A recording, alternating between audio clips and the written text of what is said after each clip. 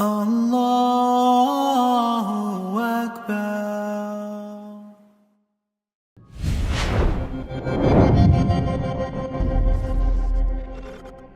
Bismillah, walhamdulillah, wassalatu wassalamu ala rasulillah, Rabbi shrah li sadri wa yassir li amri, wahlul uqda min lisani yafqahu qawli.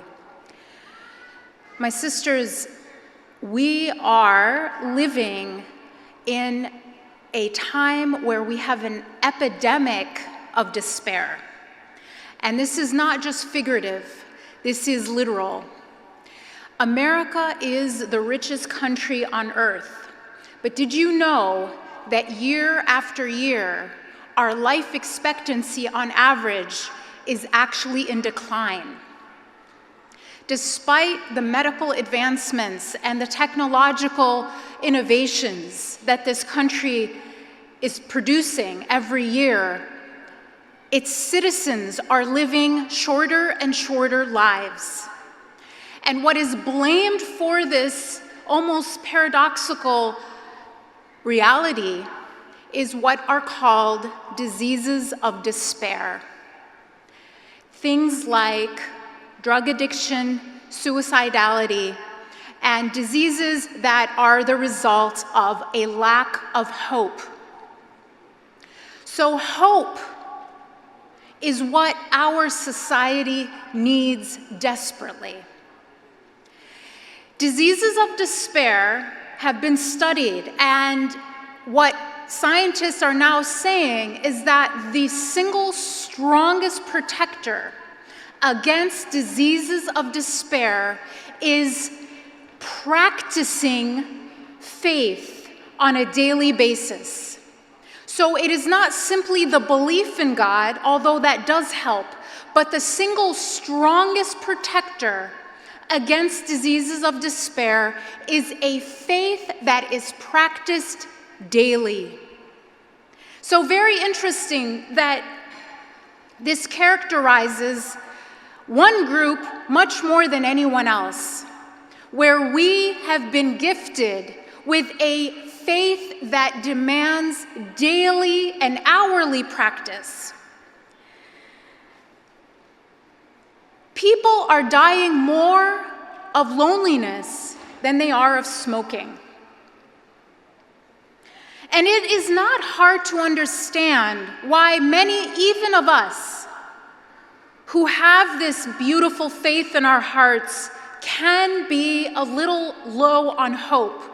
As Dr. Haifa just shared with us, the realities of the world can make us feel deeply sad, lacking a sense of justice, looking at brutality all around us, where we're literally witnessing a televised genocide and now a famine that is manufactured, where people are being killed not just by bombs, but by the lack of food and clean water in Gaza. And so we may wonder, how do we stay hopeful in the face of so much cruelty? How do we keep our hearts compassionate when we see so much harshness all around us? The first thing I want to share with you before I go into the Quranic strategies that I think will help us stay in this space of hope is to dispel a myth that some of us have internalized, whether consciously or subconsciously. And that myth is that hardship is a sign of Allah's wrath and displeasure with you. That if you are going through a hard time in your life, it's because Allah is angry with you and you are not fit for Allah's ease and mercy. This is absolutely wrong. And I'll go further to tell you a very interesting story that I became aware of from one of my teachers, Ustadh Hassan Alwan. He shares a story of when Genghis Khan of the Mongols, if you are of course familiar, one of the most brutal conquerors the Muslims had ever seen. When he conquered Bukhara, he surprised the Muslims by being the speaker at the Jum'ah of that very week when he conquered. And he stood before the Muslims in the main mosque of Bukhara and told them, Muslims, you think that I am brutal and cruel? I am simply the wrath of your Lord punishing you for your sins. There is no way you can resist me because I am the wrath of God on you. He does not believe in Islam, but he was using this idea and this misunderstanding of our own theology against us as psychological warfare. And people heard that, and so many believed it that there was hardly a resistance to the Mongols in Bukhara, and they wiped out this region of the world. And sometimes some of us are using this same psychological warfare against each other and against ourselves. This is the rhetoric of our enemies, from the human to the jinn. And it's a very simple argument against this rhetoric. Rasulullah alayhi salatu wassalam, the most beloved of Allah, the greatest creation that has ever existed, that has ever walked the earth, was tested in ways that we can almost not imagine. He was orphaned before he was even born. He lost his father, never met him. He lost his mother at a very young age. Then he lost his grandfather who had taken him in. Before the age of 10, he had lost 3 major guardians in his life. He faced ridicule and rejection, starvation in a boycott, assassination attempts. He had to wage wars where he was deeply wounded and lost some of his closest companions. He buried every single one of his children except one. And he was the most beloved of Allah. So how can you then argue that your hardship is a sign of Allah's wrath or Allah's displeasure with you? But there's a concept in psychology called post-traumatic growth. And what that means is that if we process our grief in the right way, usually including elements of faith, and meaning making meaning out of our grief and out of our hardship, that can result in our increasing our capacity for compassion. This is from a psychological perspective. And so great leaders in the world throughout history have been praised by their followers, and they've been praised by historians. But who has been praised by the Lord of the worlds, like Rasulullah alayhi salatu wasalam, described as a mercy to all the worlds? So perhaps these hardships were part of a plan to cultivate a heart that had enough compassion for all the worlds. Rasulullah alayhi salatu wasalam. So never let anyone tell you that your hardships are your punishment because Allah is displeased with you. So how do we maintain hope in the face of both adversity and injustice?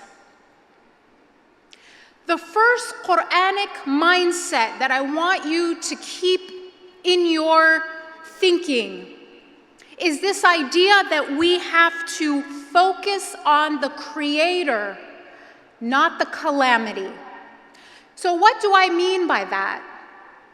In the story in Surah Al-Baqarah, when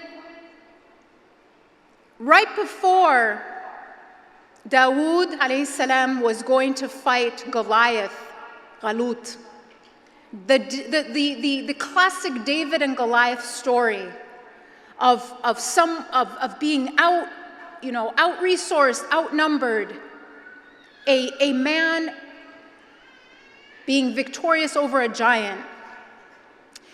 The story that comes right before that is one of a small brigade. And when you read about the background of this small brigade that was marching toward Goliath and his army, you find out that they were poorly resourced and poorly trained.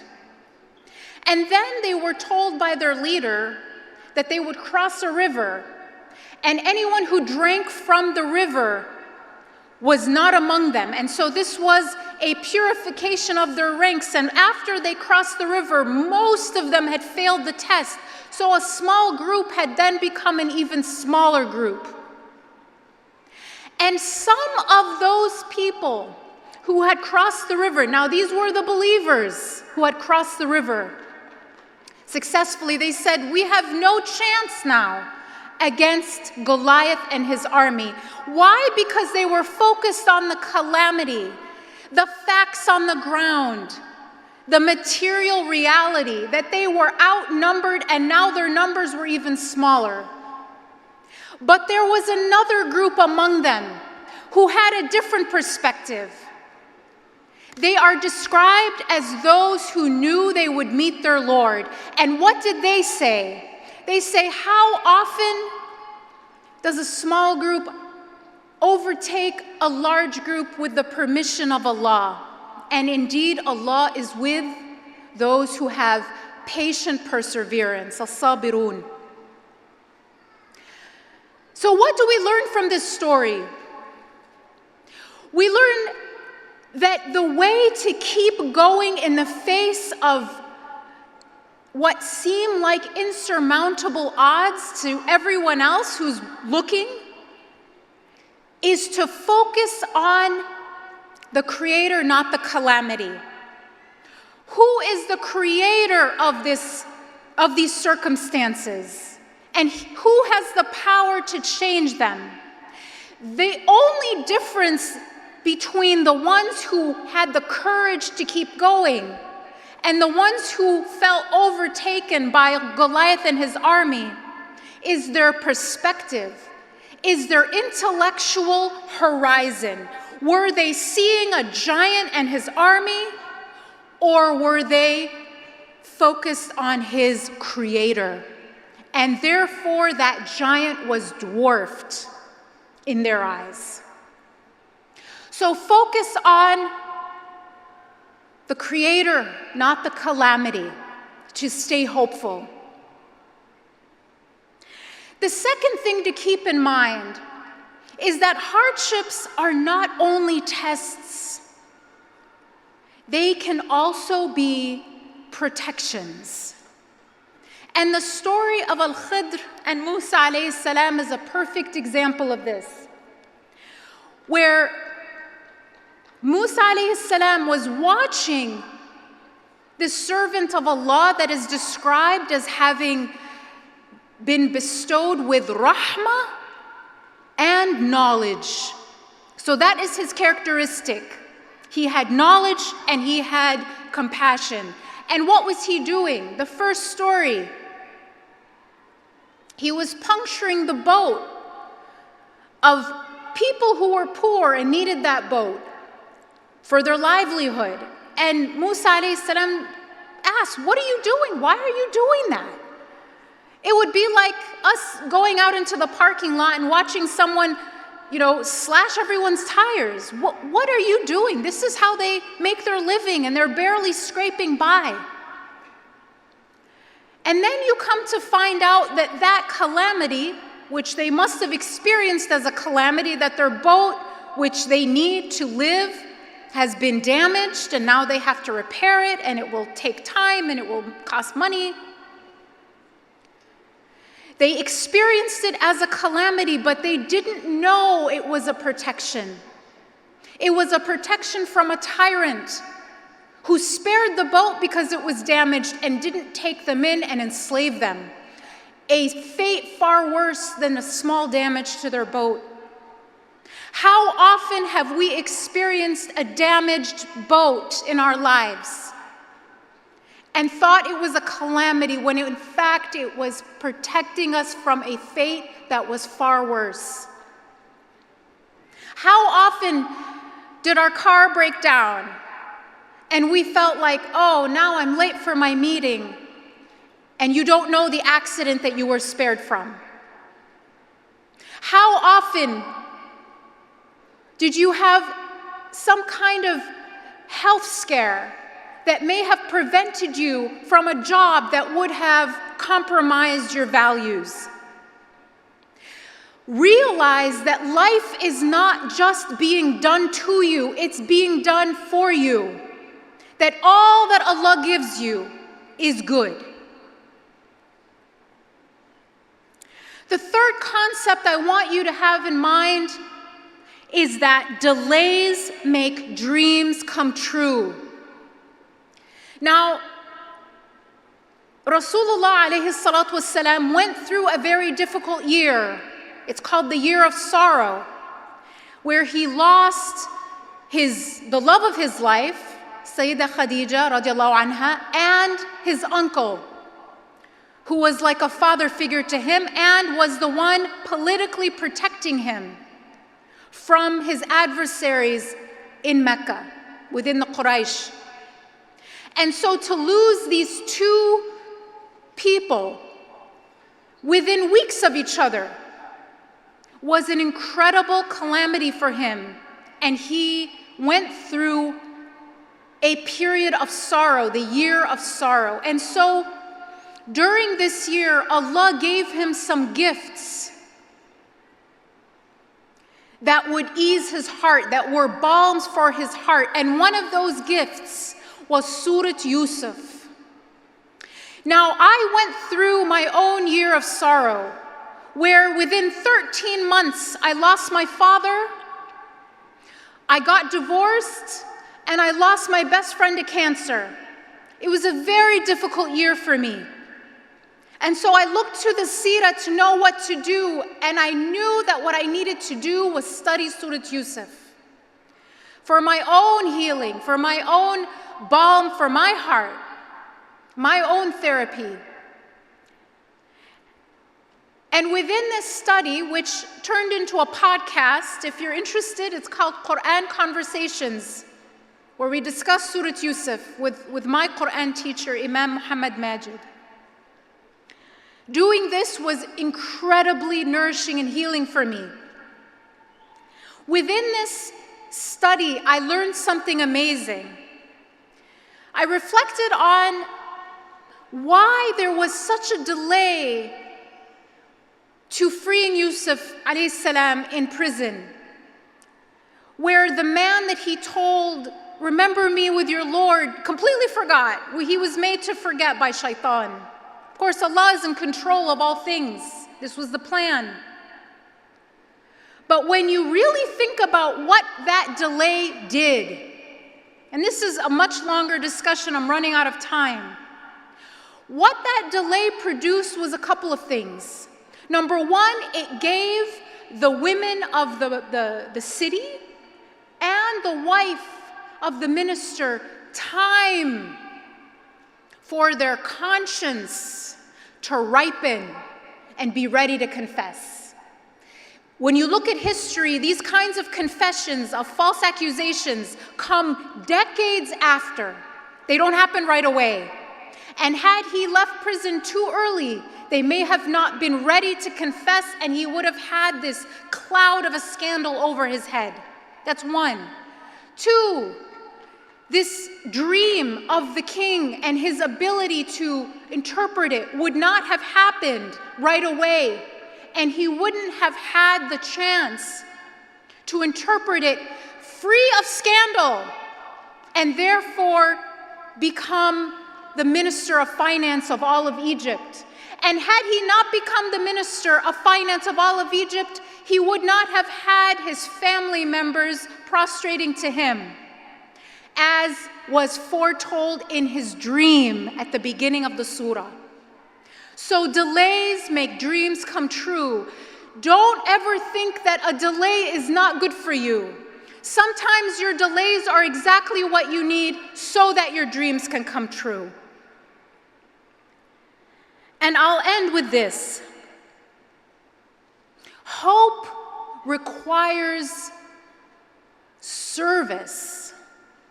In Surah Al-Duha, where Rasulullah ﷺ was being comforted when he had a period of distress because he had not received revelation in many months and was being ridiculed and